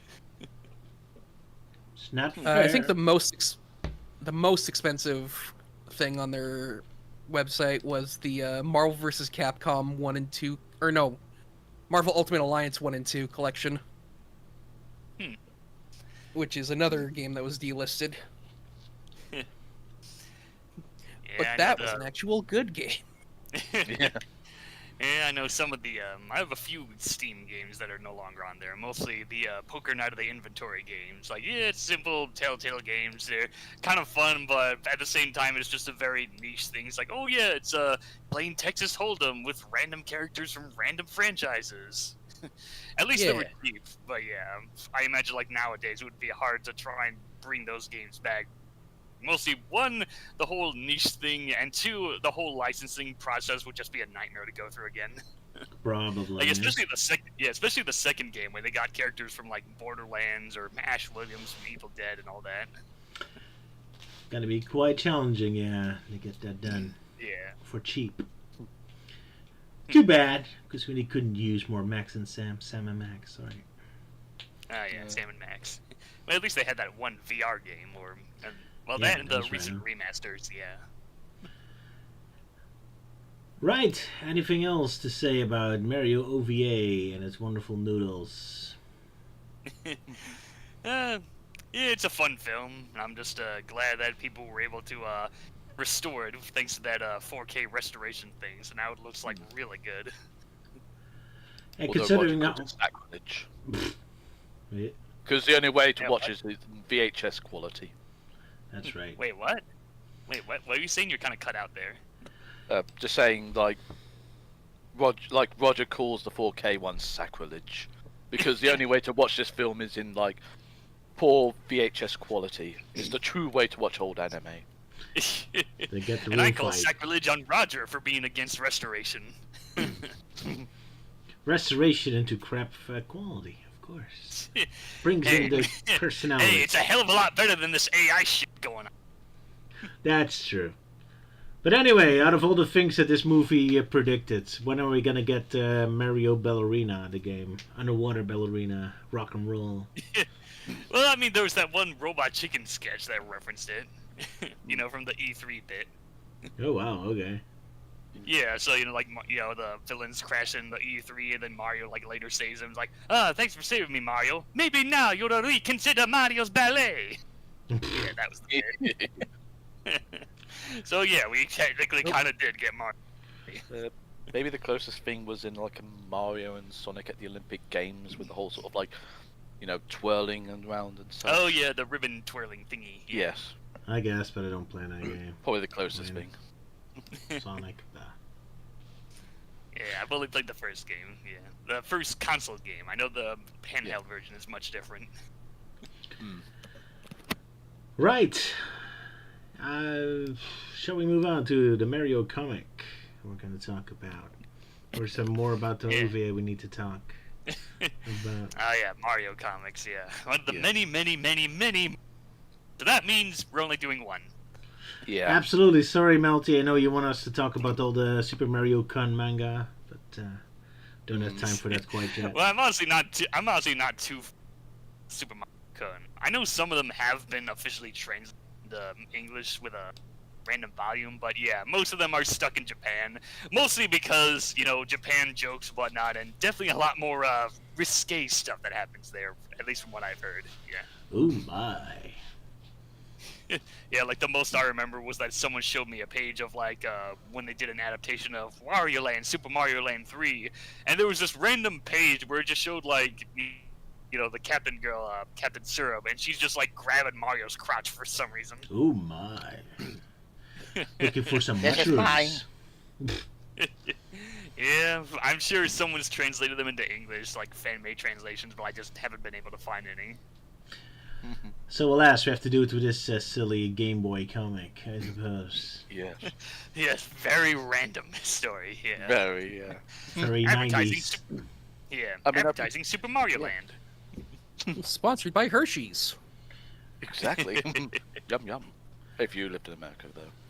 But I suggested this one just because I remembered a friend of mine apparently had this comic, although it was the Super Mario Tatanga Invades Earth comic version, which had 2 stories involved. Oh my. Even more. That was all the way back in the 92, 93, I think I've first encountered it. For only So definitely a while $2, ago. man, that's cheap for a comic. Long past. Until you take inflation into account. Yeah, and then it's a different story. And then how this many thing is worth commercials are- about $10 or something in today's money. Probably. Alrighty, Euan, you were gonna do a synopsis, or are you also gonna make fun Yeah. of Meltyman's videos? Well, how can he? I never did a video covering Mario comics. Why? How dare you, sir? How dare you? I'm I don't know, disappointed. maybe Well, he yeah, what's might be your excuse for not inspired. doing Mario comics, You're huh? doing it right now. Well, not doing it before, back in your younger days. Why didn't you do it back then? I was busy talking Because he about the didn't know gameplay of about- Mario. It's only about the gameplay, not this silly Yeah. story stuff. Oh, well. Who knows? Maybe this will inspire Melty to give these comics a whirl. And say, Well, it depends. here's some of the more random sort of Nintendo media-related stuff that you will find. Well, that depends if I can find a list of chronicling every official Mario comic there is. Because I imagine there's a shit ton of them. But yeah, I haven't found a reliable source that lists all of them. Well, honestly, at least with these ones, at least by Valiant, I believe that's the comic distributors that made it. I think they only did maybe 4 or 5 stories in total involving the Game Boy. Oh, okay. I mean, they did at least 5 for the Captain N, the Video Game Master comic. That Oh only yeah, 'cause I 5 saw a issues. promo for that in the comic. Yeah. Yeah. Alrighty, I didn't know there were more of them, but they weren't about Mario, but about the other Game Boy games then. Tetris, the comic book. I don't think there was one about Tetris, not unless there was something involving in that Nintendo comic system, as they called it. Oh yeah. So I know there's some in different foreign languages. I know there's quite a bit, the Mario-Kuns and other Nintendo or gaming stuff. I know there's a Banjo-Kazooie comic that was made in Germany, I think. Oh, okay. There's your Yeah. obscure fact of today. Thank you, Melty. Yeah, obscure factor. Yeah. Well, fortunately, someone has done a fan-made translation of it. So hey, maybe that's an idea. Because love me some Banjo-Kazooie. Who knows what we'll do in the future. But for now, we'll listen to you and explain to us Yes. what happens in this exciting comic book. Yes, it is called Game Boy in the palm of your hand. Sounds very innuendo-ish. Yeah, as our story begins, the caption says that this is set in the real world where Super Mario Land is only a exciting video game on the Game Boy screen. However, all that will change today as we see a guy called Herman in his apartment randomly gloating to his pet hamster that he got to the final boss, Tatanga, and let him defeat Mario into a game over. I don't know why he put all that effort, but fair enough. Realising the time, he hurries off to work, though while waiting for the bus, a beggar asks him for change, but after saying he doesn't, he quietly says, "Beggars should be shot," which the beggar hears and has a massive go at him over it. Herman cowardly offers him a quarter just to leave him alone, but the beggar refuses it as he wanders off in a huff, like, "Gosh, why would he say shoot me? How dare he, the bastard!" Herman arrives at the mall where his boss, Mr. Levison, I believe, is opening up the store. Herman over-exaggerates what happened to him in the bus stop on the way to work, wanting criminals and politicians to be strung up, though Levison just shrugs it off as he heads off to the bank and asks Herman to keep an eye on the store, especially from shoplifters, as he noticed a Game Boy was missing, although it's revealed to the readers that it was Herman who took it, and decides to take another one because he felt like he deserved one after that horrible morning. Later on, a mother in her red car drops off her 2 boys, Rick and Josh, at the mall. Rick wants to find a copy of Super Mario 3, though Josh just wants to go to the food court to pick up some birds. They both go into Levison's store, but Herman is too fixated on the Game Boy to listen to them, so Josh pulls Rick away to hurry down to the food court. Although as they leave, they hear a loud thunk noise, but choose to ignore it. However, in the store, Herman is tied down to the floor as all the monsters from Super Mario Land have come out of the game, although they're all in small size. On a small floating ship, Tatanga shows off to Princess Daisy that he'll take over this new world, and once she consents and marries him, they both can rule the greatest empire in the universe, with Tatanga about to kill Herman for serving his purpose. Fortunately, Daisy manages to convince him to let Herman live by interrogating him. I'm not sure how that's pronounced, Pion P, starts to interrogate Herman, though he explains to the confused human how they managed to get out of the game, by using Herman as a contact point to allow Tatanga to dimension jump into their real world. Especially as Herman is weak and bitter about everything. Pion P asks Herman again where they are, which he answers that they are in the Wonder World Mall, which pleases Tatanga into conquering Wonder World. Down at the food court, we must have missed something as both Rick and Josh have swapped names. But anyways, Josh is playing his Game Boy while Rick is still eyeing for some birds, when suddenly the mall comes under attack by the small enemies from Super Mario Land, which causes chaos and explosions, sending people flying all over the place and down to the floors below. Rick and Josh hurry and hide as Tatanga watches on as these giants are putting up very little resistance and orders their destruction. But Daisy requests to not do this now, as she's hungry and wants lunch. Much to Tatanga's annoyance, he accepts and orders Herman to take them to the finest world to eat at, which he says his boss once took him and the other employees to the Windows on the World restaurant, and gets forced to lead them to it. Josh notices Herman from the electronics store from earlier, still holding the Game Boy. He believes there is only one guy that can stop Tatanga, with Rick assuming it could either be Hulk Hogan or Chuck Norris, but face palms when Josh reveals his Game Boy saying Super Mario. Josh starts playing the Game Boy, calling out for Mario to help while Rick just wants to get out of the mall.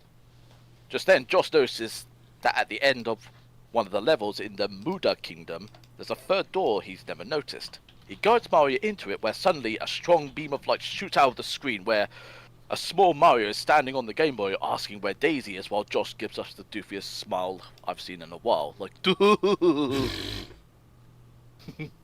after getting shown some nice comic covers of Captain N annoying Mother Brain tapping her glass dome and a pissed off Link jumping off Epona to tackle some random dude, we return back to Josh and Rick, with Mario being all sassy as he explains how he managed to get into the real world and how Tatanga got here too.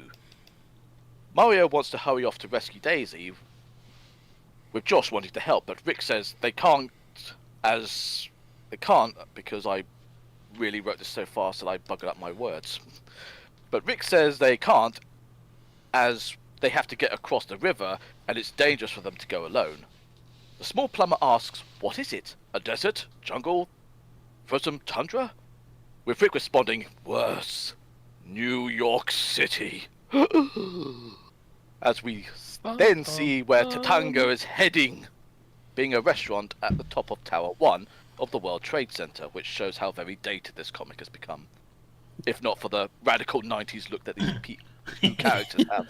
Hey, but as far as OVA was predicting Mario, now we got Mario Odyssey. So impressive. Even the comic can predict stuff. But sorry for interrupting. Yes, that's right. So yeah.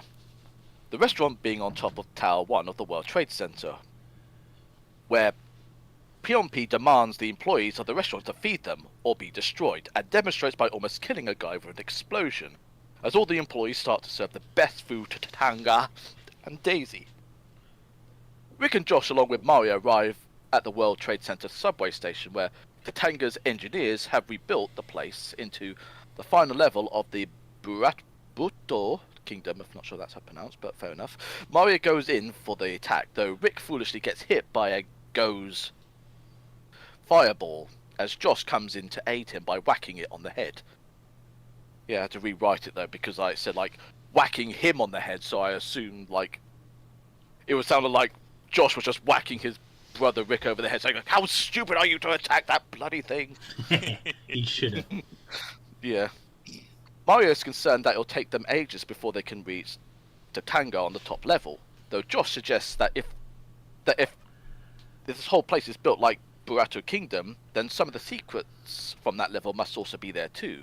And sure enough, Mario finds a secret elevator that can lead them straight to Tatanga. I don't remember that in the game. You could skip right to the final boss, but okay. I know, Yeah, it's ludicrous. Yeah, I don't recall that happening in Mario Land. Yeah. Oh, cheeky. Back on the top floor of the restaurant, Daisy asks Tatanga to give up on war and conquest, with him responding that he will if she marries him, but Daisy can't, so he chooses to continue to do what he wants. Just then, Mario, along with Rick and Josh, arrive at the restaurant. Tatanga orders his army to attack and kill Mario, in which the plumber starts to get overwhelmed by them. Daisy tries to convince Tatanga to take her back to her cell as she doesn't feel very well, but he chooses not to, as he knows when she's trying to trick him, as he intends on killing Mario in the real world here, because here, in the real world, he only gets one life. No freeze or anything like that, no continues, nothing, zip nada. When he's dead, that's it, Kaputski.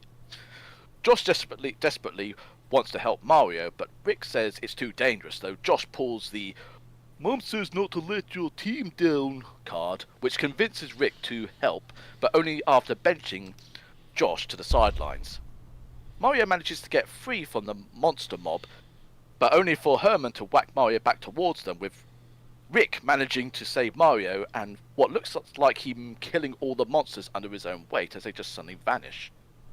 Mario tells the boys to make a break for it while he distracts the enemies, but they refuse, with Josh pointing out more level block structures, with Rick asking why they keep building this stuff that could potentially help Mario, in which the plumber says it's purely for comfort and convenience for them. As Rick and Josh distract the monsters that suddenly reappeared, Mario manages to find a Starman, thus making him invincible, where he then rescues the boys. As Herman makes the escape, Tatanga orders his war robot Pakusu to be readied, but before he can start the robot up, Daisy manages to convince him to retreat, as they are after all in the real world, and with him only having one life as well. So he orders a retreat back into Herman's Game Boy. Mario has to hurry and follow them, otherwise he'll be stuck in the real world, and Daisy remaining prisoner with Tatanga. Using Josh's Game Boy, he returns back into the game. The restaurant is left in a big mess as the police arrive to help free the patrons from the toilets. Josh wonders if anyone would believe what happened, with Rick hoping their mother would, as well as knowing what they will do next time should the evil alien return. And the fact that they should tell their friends what happened and to spread the word in case Tatanga returns someplace far away from where they currently are. Game over. Moral of the story, don't play Game Boy or you ruin New York City. Exactly. Yeah, you'll summon random characters, yeah. Yeah, that was a wacky story. Yeah, very weird and very 90s, yeah. Yeah. Could have been worse. They could have played the Steven Seagal Super Nintendo game. We don't need two of them running around. Something Back I when they thought did- was funny was like reading the first page. It's like I was mentally making the joke is like, wow, is this this dude, this absolute jackass, reminds me a lot of conservatives. And on the very next page, he says liberal politicians should be strung up. So I'm like, oh, okay. The author clearly has an agenda. Yeah, there's definitely things in this. Not quite it. Mm. I wouldn't be surprised if the American flag behind him was originally a different flag, the southern something. Yeah. Const- Pretty random, like the fact, like the guy just asks, "Do you have a quarter?" or something. It's like, "No," and that he just randomly just says quietly, even though the guy still was very near him. He's like beggars should be shot. It's like, well, that's a bit dark to say that. Yeah. Pretty intense. fact that he also- Well, that and the fact he's a shoplifter, because he's not only taken like the one Game Boy, he's also now taken another one because like, well, I had such a bad morning, I deserve one. Yeah. Yep. Yeah. What a nice fella. But then we got Rick and Josh, and I love how 90s they look, especially sunglasses guy. Yeah. Yeah. I'm surprised we didn't hear them constantly saying, "You're like, oh, radical dude." It's like, sure, they talk about, oh, yeah, you're. Yeah, they do talk about ones like, oh, yeah, you're obsessed with girls because, I'm the cool one. That kind of deal, but yeah. Yeah, I loved that. Is like there's this moment where like Rick tries to fight the enemies, but he's not good at it, and so Josh has to like lecture him. It's like, oh man, you ought to play your Game Boy more instead of chasing around with girls. I love Like how more it games. emphasizes Man. it too. Your Game Boy.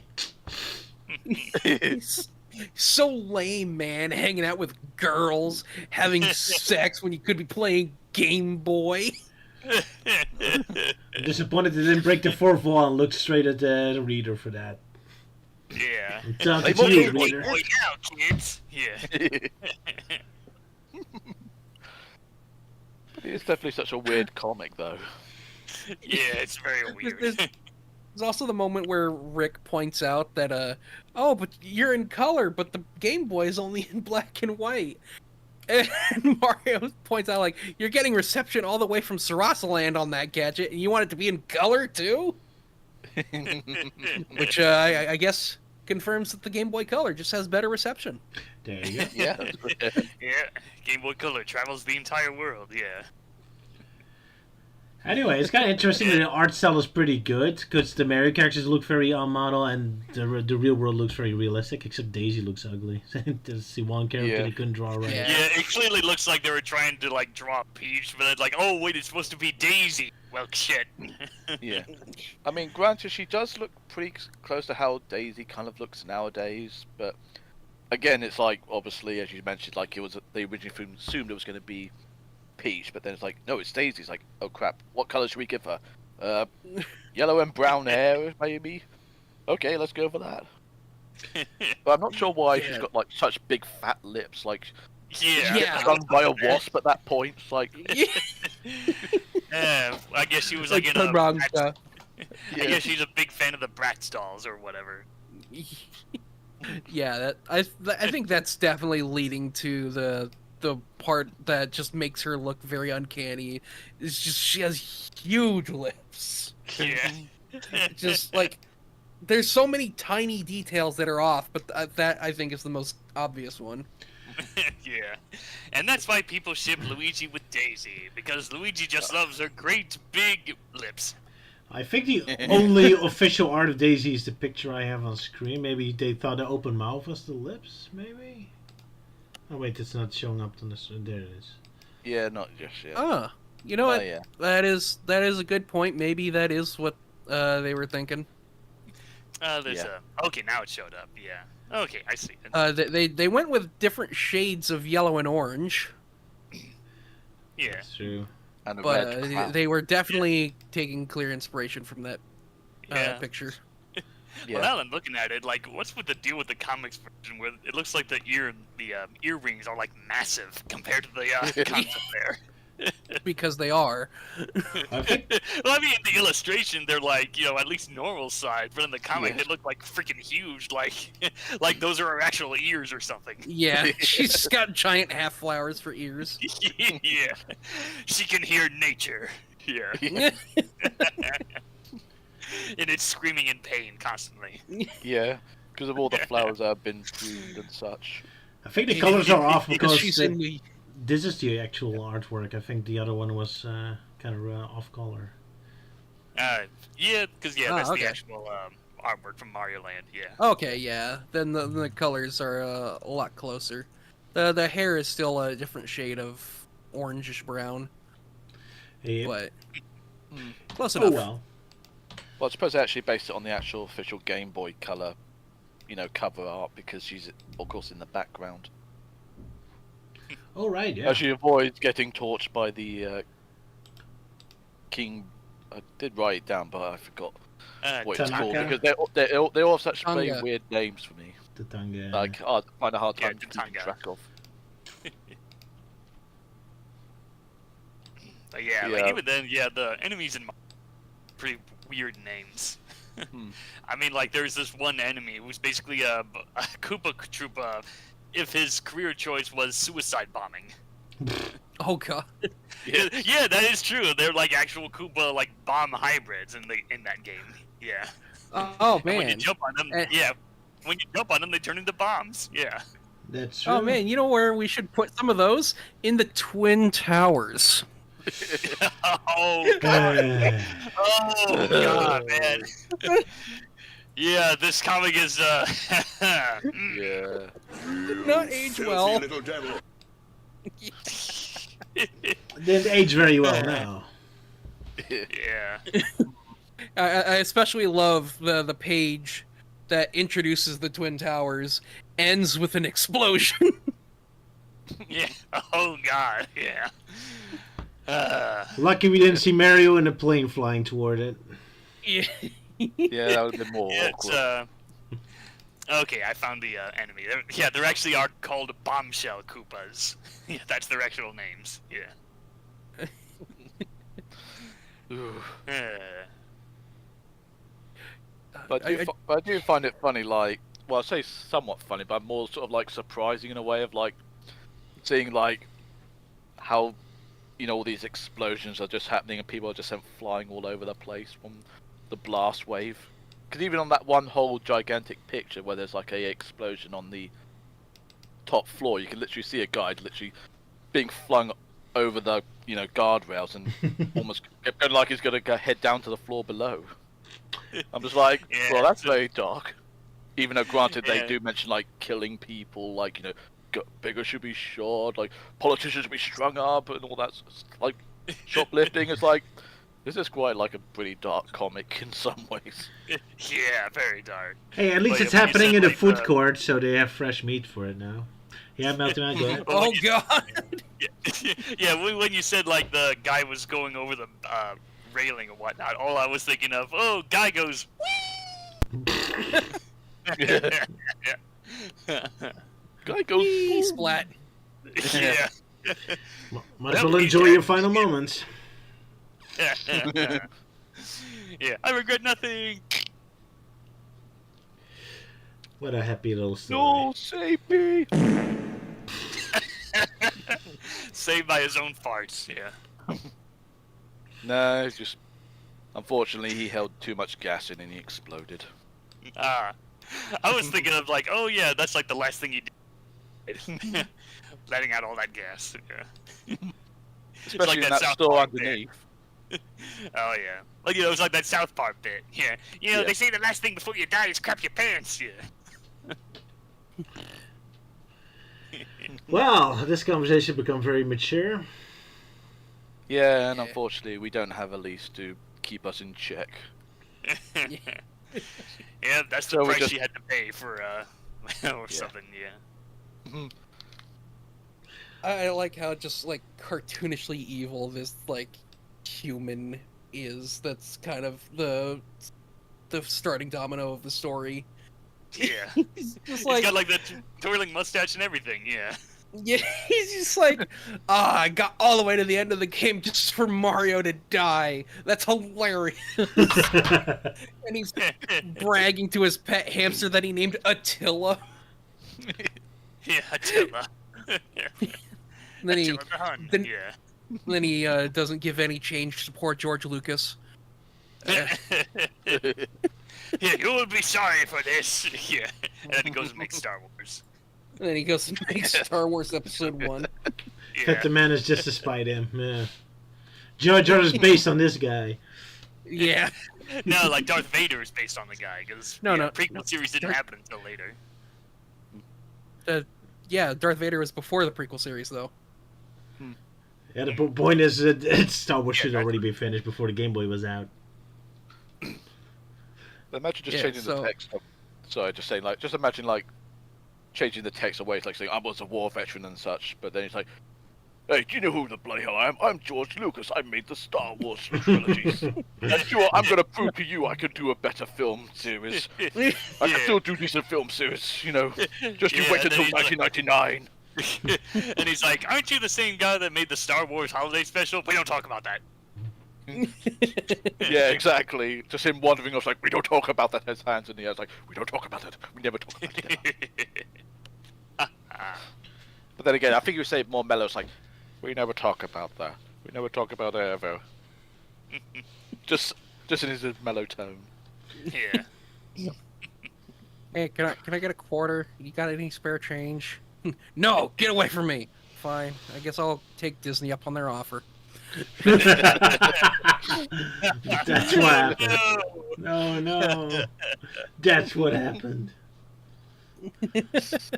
This story got a lot more darker now.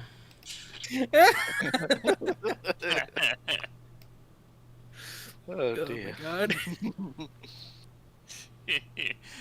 Yeah, I mean, we live in a dark time nowadays, so I suppose that's fitting. I guess so. Boy. But let's not talk about the politics. Yeah, because back then the Yeah. 90s were considered great to many people. Before Yeah, the I was dark born in the times. 90s, so Before I the know what Empire. it's like. Yeah. Good old Bill Clinton. Wacky doofus. You know, if it weren't for Bill Clinton, there wouldn't be Sonic. That's true. He was one of the big inspirations, so we should all be grateful for old Bill. I'm so Except we shouldn't be, because this is Mario Dissected, and we don't like Sonic. Ah! Fuck you, Bill Clinton. Oh, God.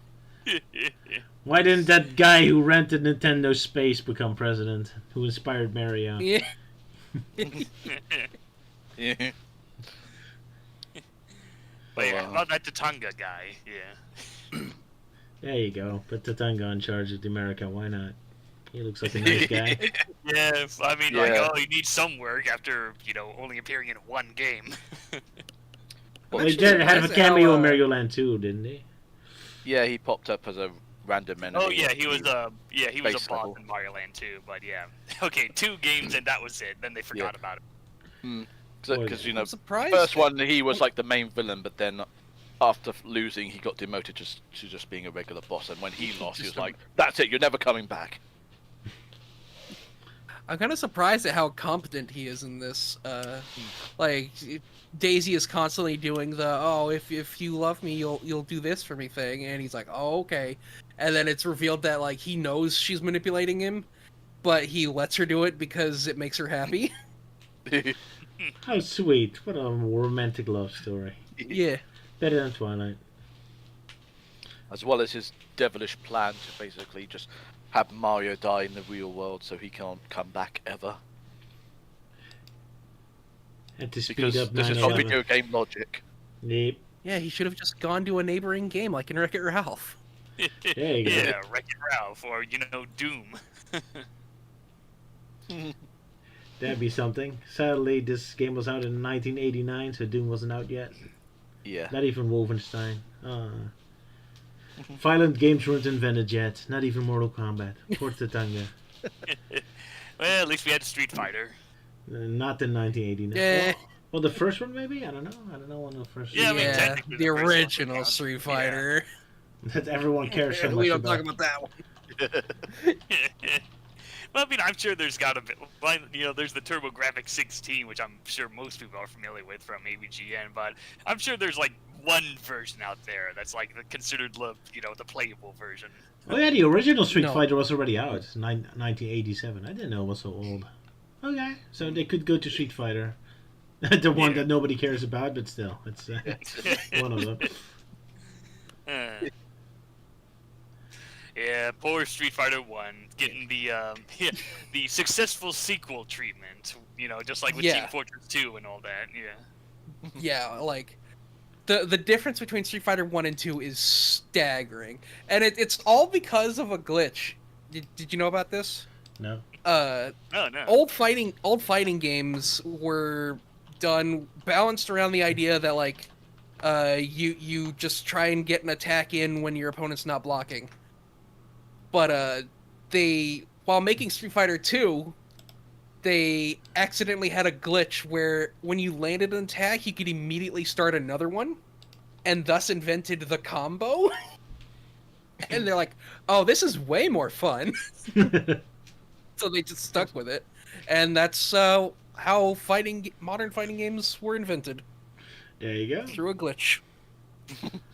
The best kind of glitches. The very best. Right. I'm getting tired. I think we're finished. Anyone has anything else to mention about Yeah. how awesome Mario Nintendo is? Treat Mario and Luigi as our Lord and Saviors, or die. There you Yeah. go. Or they'll stomp on your head. Yeah, they'll stomp on your head and set your house on fire. Yeah.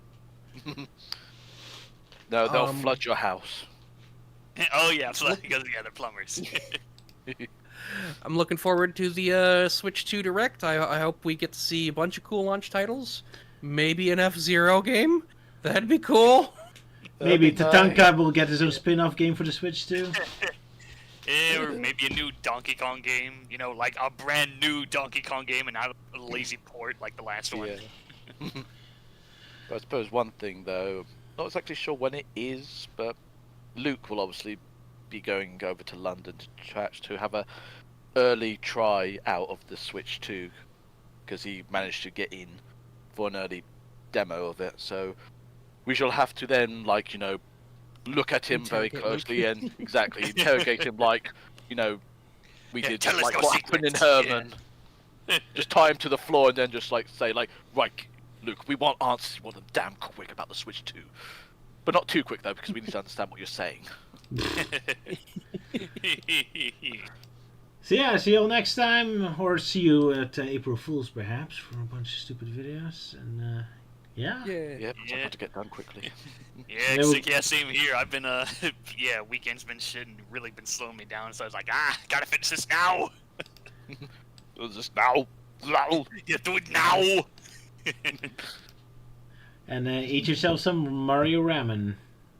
They must be spoiled at this point and expensive, Yeah. but do it. And Mario Furikake. Yeah, but hey, if you have someone you don't like, just give them Mario Ramen. That'll finish the job. Yeah. Buy it now. And Sala says farewell as he grabs Luke's precious booty. Or hey, maybe he's grabbing his tail. You never know.